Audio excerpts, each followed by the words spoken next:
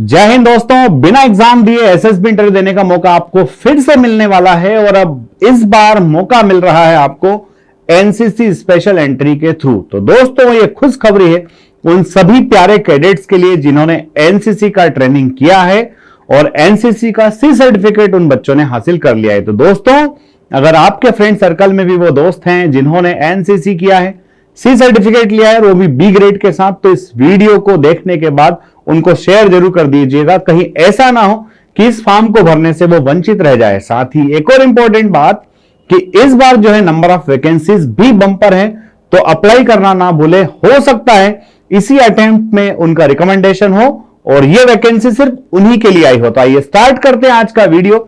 इस वीडियो में बताने वाला हूं कि कौन बच्चा अप्लाई कर सकता है, क्या एलिजिबिलिटी का क्राइटेरिया है, नंबर ऑफ वैकेंसीज कितनी है और सर्विस का ड्यूरेशन क्या रहेगा। साथ ही साथ मैं आपको बताऊंगा कि आपकी ज्वाइनिंग सीधे किस पोस्ट के लिए होगी और उसके बाद कितने वर्षों में आपका प्रमोशन होने वाला है। तो आइए स्टार्ट करते हैं दोस्तों इस वीडियो को। तो सबसे पहली बात की एनसीसी स्पेशल एंट्री का 57th कोर्स के लिए फॉर्म्स आए हुए हैं। इस कोर्स का कमेंसमेंट यानी कि ट्रेनिंग की शुरुआत अप्रैल 2025 से होगी दोस्तों। तो आप ध्यान रखिए, अगर आपने फाइनल ईयर कर लिया है, एनसीसी का सी सर्टिफिकेट बी ग्रेड के साथ हासिल कर लिया है, या फिर आप अपने फाइनल ईयर के अंदर पढ़ रहे हैं, दोनों ही बच्चे इसके लिए एलिजिबल हैं, अप्लाई कर सकते हैं। बड़ी शर्त यह है कि जो अप्लाई करने वाला बंदा है वो इंडियन नेशनल होना चाहिए, या फिर नेपाल की प्रजा हो, या फिर कुछ चुनिंदा देश जहां से माइग्रेट होकर के वो उनका फैमिली इंडिया आया हो, वो लोग भी अप्लाई कर सकते हैं। दोस्तों, इसके अंदर अब जब भी हम डिफेंस सर्विसेज के फॉर्म्स की बात करते हैं तो एज लिमिट एक बड़ा फैक्टर होता है। तो एज लिमिट इसमें बहुत अच्छा एक्सपांडेड होता है। देखिए आप, एज लिमिट 19 से लेकर के 25 तक है, यानी कि ऐसे बच्चे जिनका बर्थ जो है 1 जनवरी 2000 और 1 जनवरी 2006 के बीच में हुआ हो। ध्यान रखिएगा दोस्तों, 2 जनवरी 2000 और 1 जनवरी 2006 के बीच में। तो अक्सर बच्चे जो फिलहाल ग्रेजुएशन कर रहे हैं या फिर ऐसे बच्चे जिनका ग्रेजुएशन लास्ट ईयर कंप्लीट हुआ है, उनका डेट ऑफ बर्थ जो है वो 2 जनवरी 2000 और 1 जनवरी 2006 के बीच का है। तो समझ लीजिए, आपके लिए तो एकदम एक ऐसा मौका है जो आपके हाथ से जाना नहीं चाहिए। दोस्तों, एज लिमिट के बाद अगर हम बात करें कि एजुकेशनल क्वालिफिकेशन क्या होना चाहिए, तो एजुकेशनल क्वालिफिकेशन का सिंपल सा फंडा है यहां पर दोस्तों, आपका ग्रेजुएशन 50% मार्क्स के साथ होना चाहिए। आपका ग्रेजुएशन 3 इयर्स का है या फिर 4 इयर्स का, डजंट मैटर। आपने जो भी ग्रेजुएशन किया है बस 50% होना चाहिए। साथ ही साथ ऐसे बच्चे जो अभी फाइनल ईयर में पढ़ रहे हैं, तो पास होने तक उनका एग्रीगेट मार्क्स जो है वो 50% होना चाहिए। तो मुझे लगता है कि इस वीडियो को देखने वाला हर बच्चा इतना परसेंटेज के क्राइटेरिया तो रखता ही रखता है। दोस्तों, अब बात करें कि एनसीसी का सी सर्टिफिकेट में कौन सा ग्रेड होना चाहिए। जैसा पहले भी बता चुका हूं कि एनसीसी का बंदे ने सी सर्टिफिकेट किया हो, एनसीसी के अंदर कम से कम 2 इयर्स या फिर 3 इयर्स तक उसने जो है वहां पर सर्व किया हो, एनसीसी के सीनियर डिवीजन में, सीनियर विंग के अंदर उसने सर्व किया हो, और एनसीसी का सी सर्टिफिकेट वो भी बी ग्रेड के साथ, मिनिमम बी ग्रेड होना चाहिए। तो ये एनसीसी के आपके जो क्वालिफिकेशन के अंदर बात आ गई। दोस्तों, इसके बाद में मेन चीज आती है कि भाई फाइनल ईयर वाले, मैंने बता ही दिया, फाइनल ईयर वाले बच्चे अप्लाई कर सकते हैं। एलिजिबिलिटी क्राइटेरिया एनसीसी के साथ साथ इसमें अप्लाई करने के लिए हमारे देश के बहादुर योद्धा जिन्होंने देश के लिए अपने प्राणों की आहुति दी है, उनके जो है वार्ड्स भी इसके लिए अप्लाई कर सकते हैं और उनके लिए भी एलिजिबिलिटी क्राइटेरिया सेम है। 50% मार्क्स जो है उनके होना चाहिए। इन हमारे वार्ड्स के लिए, बहादुर योद्धाओं के बच्चों के लिए एनसीसी का सी सर्टिफिकेट जो है वो एप्लीकेबल नहीं है, उसका होना उनके लिए जरूरी नहीं है।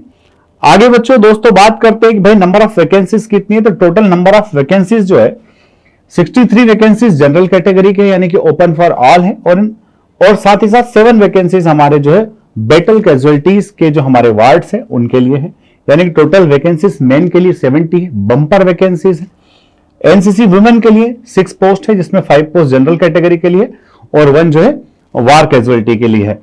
तो आप जो है इसमें देखिए कि टोटल 76 सीट्स है, बहुत बंपर सीट्स है। 76 ऑफिसर्स बनेंगे जो सिर्फ एसएसबी इंटरव्यू के बेसिस पर बनेंगे। तो अगर आपको एसएसबी इंटरव्यू की तैयारी करना है तो फोर्स डिफेंस एकेडमी का ऑफलाइन बैच लीजिए।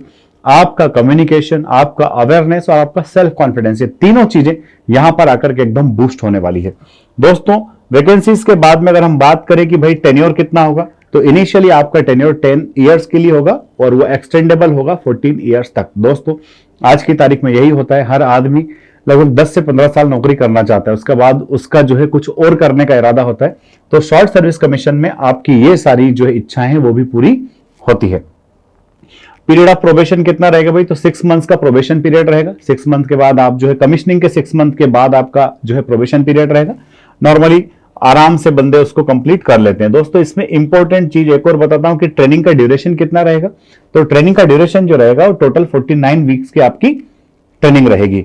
ठीक है दोस्तों, ट्रेनिंग कहां होगी? ट्रेनिंग होगी आपकी ऑफिसर्स ट्रेनिंग एकेडमी चेन्नई के अंदर। कास्ट ऑफ ट्रेनिंग क्या है भाई? ट्रेनिंग का पूरा खर्चा सरकार उठाएगी। हां, अगर आप किसी वजह से फौज छोड़ देते हैं, ऐसा कोई कारण जो आपके हाथ में नहीं है, उसकी वजह से अगर आप फौज छोड़ देते हैं तो फिर आपको 16,260 रुपए पर वीक के हिसाब से पैसा रिफंड करना पड़ेगा। तो देखो रिफंड करने का कौन सोच रहा है, अभी तो आप जा रहे हो। और सिंपल सी बात कि आपको जो है ज्वाइनिंग के टाइम पर जैसे आप ट्रेनिंग कंप्लीट कर लेते हैं तो आपकी कमिश्निंग के दौरान ही आपको लेफ्टिनेंट की रैंक मिल जाएगी। 2 इयर्स के बाद आप कैप्टन बन जाएंगे और 6 इयर्स के बाद आप मेजर बन जाएंगे। दोस्तों ये गोल्डन अपॉर्चुनिटी है, ये अपॉर्चुनिटी अपने से छूटना नहीं चाहिए, क्योंकि ऐसे अवसर जो है जिंदगी में बहुत कम आते हैं, ऐसे अवसर बार बार नहीं आते हैं। तो जल्दी कीजिए, देर नहीं होना चाहिए।